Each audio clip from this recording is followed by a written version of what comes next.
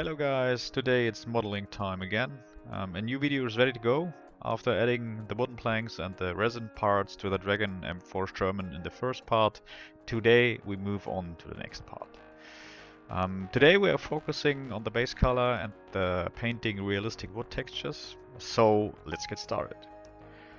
Before we can begin applying the base color, you should wash them well thoroughly with warm soapy water, and after drying, coat the metal parts with a metal primer to prevent the paint from flaking off later. In this case I used the Tamiya metal primer. It's really good stuff. I can recommend to 100%, and no issues will occur. So in my point of view, it's a good metal primer. For painting, this time I took a slightly different approach and used the black and white method. Again, there are different groups of model builders who apply the shading either before or after, but here everyone has to decide for themselves which variant achieves the best result. So after covering the model with a dark base color, in my case I used Tamiya black, we begin with the pre-shading. To do this, take a shade of white that is very diluted and apply it in very thin layers. It is important to build up these shades and model them carefully in several passes. The dilution ratio should be at least 50-50. In some cases I use also a dilution ratio of 70-30. That means 70% thinner and 30% colors, but you have to try it out. Always remember that higher points also appear brighter and should therefore have a higher proportion of white. It may look a little messy, but the base color will significantly soften and blur all these effects. The good thing is about this method that you can create a nice 3D effect, or three-dimensional effect on figures or attachment like the sandbags. When painting these parts later with a brush. As mentioned before, these sandbags attached to the bow plate are well suited for this. It is also important that always paint from one direction to create these effects prominently. So keep in mind, or maybe always point the airbrush from the top. And don't change it too often just to create this three-dimensional effect.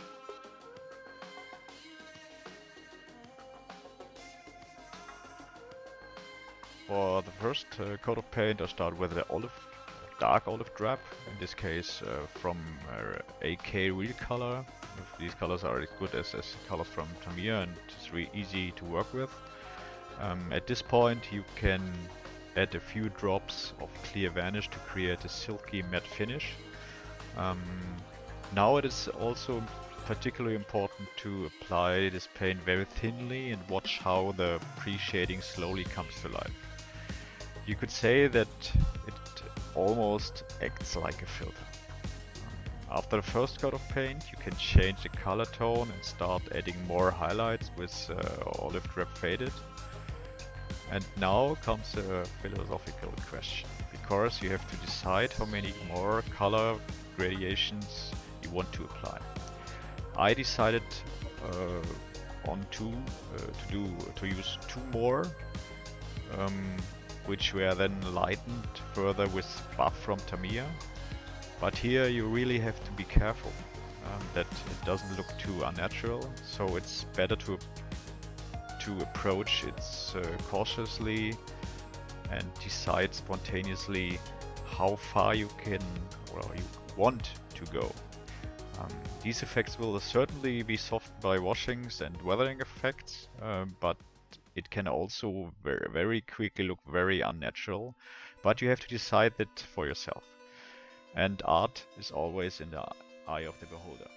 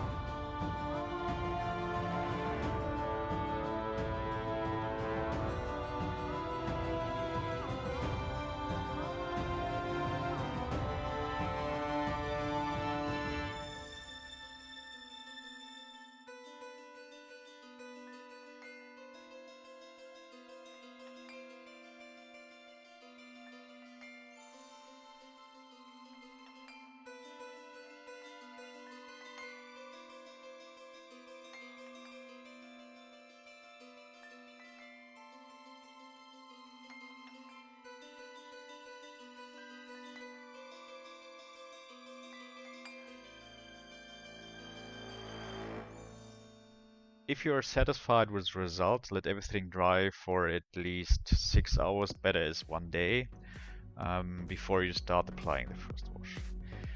In this case, I have used my favorite from AK again, dark brown for green vehicles, because in my opinion it's ideal and doesn't make the model too dark. If you have not added clear varnish, you should of course apply a silk matte varnish beforehand, so that the wash does not eat or bite into the paint too much. Without clear varnish, you can quickly end up with unsightly edges that are very difficult to remove. After everything has dried to touch, blend the whole thing with either white spirit or odorless thinner, and you will see the model look completely different. And even if it's too pale and with the first coat, it comes to life and it gets three-dimensional.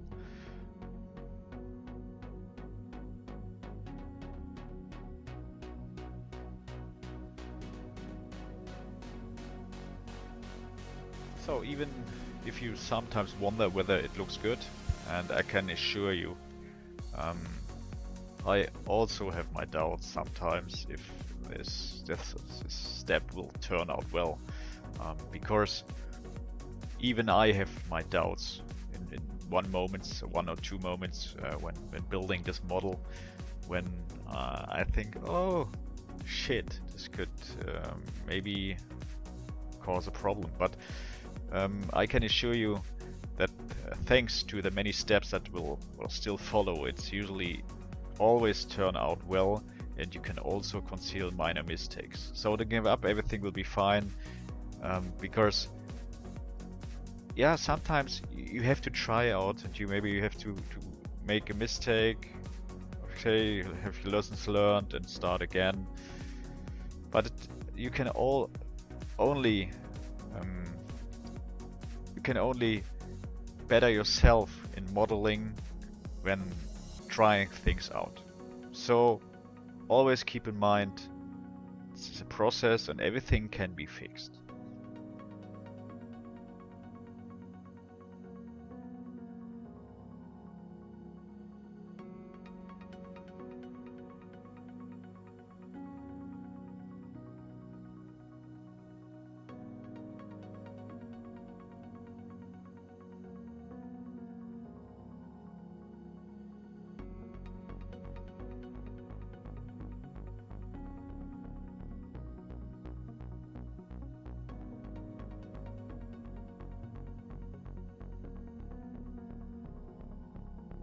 Now let's come to the wooden planks. I deliberately do not apply a pre-shading to these, as I wanted to bring out the wood texture with a brush.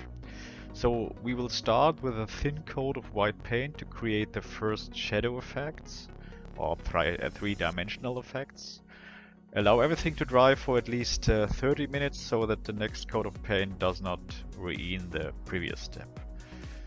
After the drying time, maybe even if you take a day or maybe 2 days, paint the individual planks with different shades of ochre, sand and wood texture. In this case I used ochre khaki, medium sand, dark sand, ochre. All these colors work properly. And also paint these colors in a thin coat of paint. Just let the previous step shine through. I know it looks awful at first, but the next step will work wonders.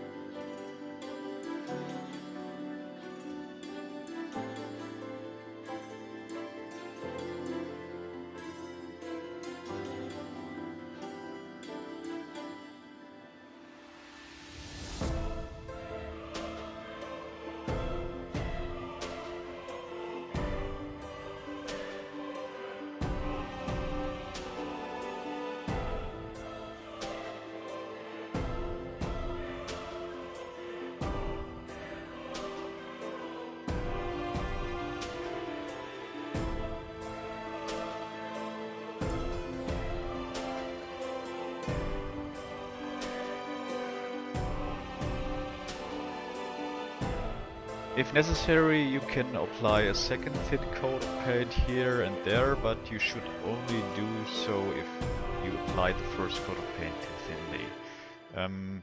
Sometimes it's better to use less color than too much.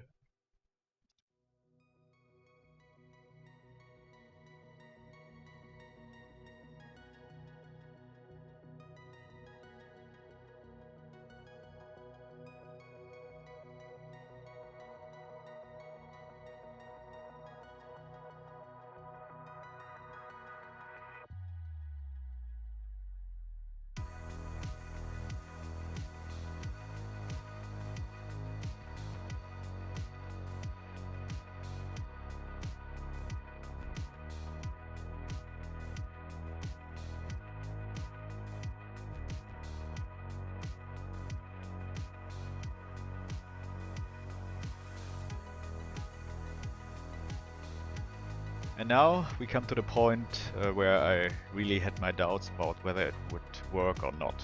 I still had a few old bottles of Ammo Mic shader lying around and was never really happy with the stuff.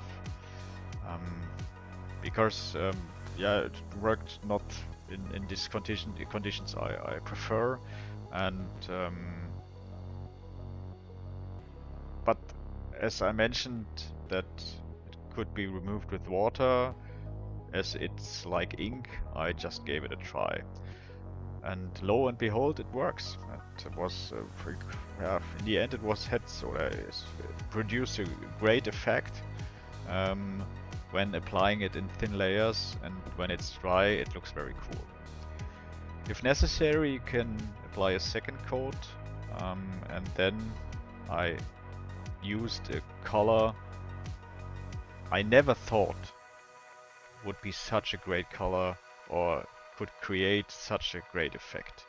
For my model railroad, I applied a thin coat of Tamiya Flash to the earth colors for the ground design, and it took the groundwork to a whole new level. It looked natural and three-dimensional, so I thought, I would try it on the planks too. No sooner said than done.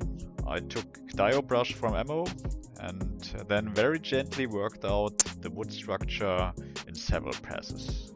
And voila! It looks great.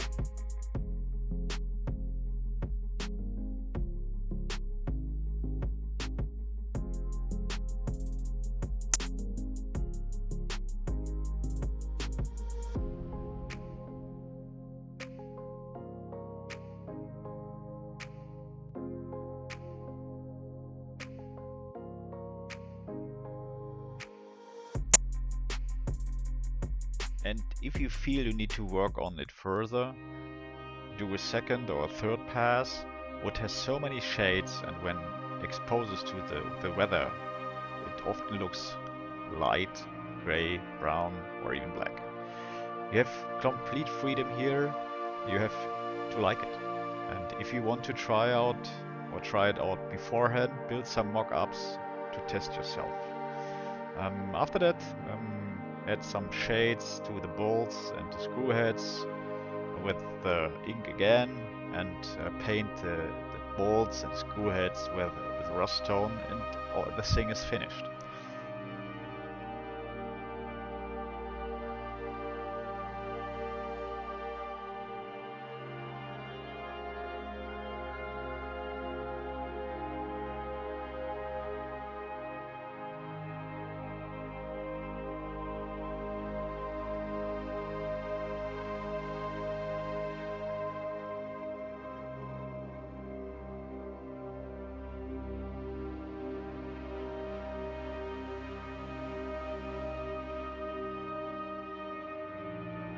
So guys, that's it for today.